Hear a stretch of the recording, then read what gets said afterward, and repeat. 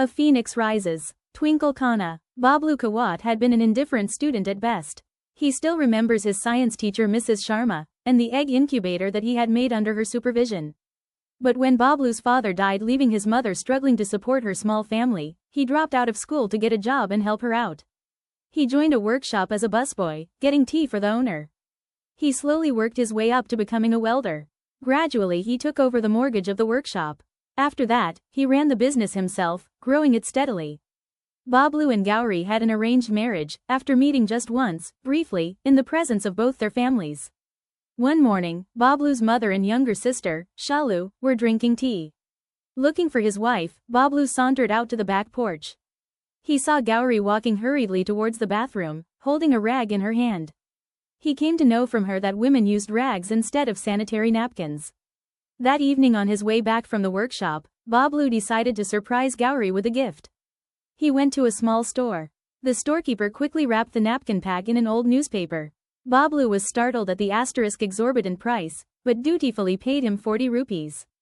He unwrapped the packet and examined the pad. It seemed to be just plain cotton wrapped in a gauze sheet. He placed it on his palm, trying to calculate the approximate weight of the pad. 10 grams, he said to himself. Having seen his father working with cotton yarn, he knew that 10 grams of cotton would barely cost 10 paise. But here he was paying 4 rupees for each of these pads. He put the pad back in the packet. Back home, Bablu secretly handed over the pack to Gauri. Gauri was not pleased. If Shalu and I start buying these packets every month, then let alone curd and ghee, we will not even have enough money to buy milk. Bablu looked at her dejectedly. But he then determined to start a new project. He pulled out a pair of scissors, a needle and some thread, cotton and cloth from his bag. He began flattening the cotton between his hands as if he were spreading out dough to make a chapati. Within 24 hours of first touching a sanitary napkin, Bablu had managed to make his own. But he was not able to make a useful one as he could not make out the material used by the brands. Months passed and Bablu procured different qualities of cotton and other materials to make pads. He continued his experiments knowing that most women used unclean rags instead of sanitary napkins as they could not afford them.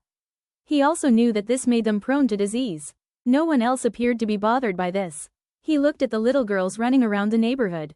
They couldn't even buy a good pair of slippers. How could they ever afford to buy sanitary pads month after month? However, his experiments and his obsession caused some unrest even in the family. His mother beseeched him to stop the experiments, saying that the whole family would be disgraced by his sordid interest in women's menstrual cycles. The news was gradually spreading in the village and the villagers entangled the whole family in a mesh of coarse whispers and rude glances. Bablu was gloomy for a while at the thought of stopping his experiments. But he devised an idea to conduct experiments on himself rather than others. With the help of a friend, he collected some blood. Using a rubber tube, he experimented with the napkins himself. One day, Lata, his neighbor Parul's daughter, happened to see this. The next day all kinds of rumors spread over the small town. Unable to bear the humiliation, Bablu's wife left him.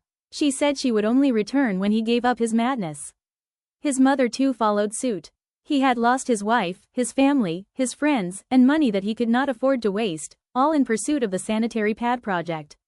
Bablu was a simple welder whose life had been ripped apart. And all because he had wanted to give Gauri a gift for all the poor women in the village and outside it. Adapted from A Sanitary Man from a Sacred Land.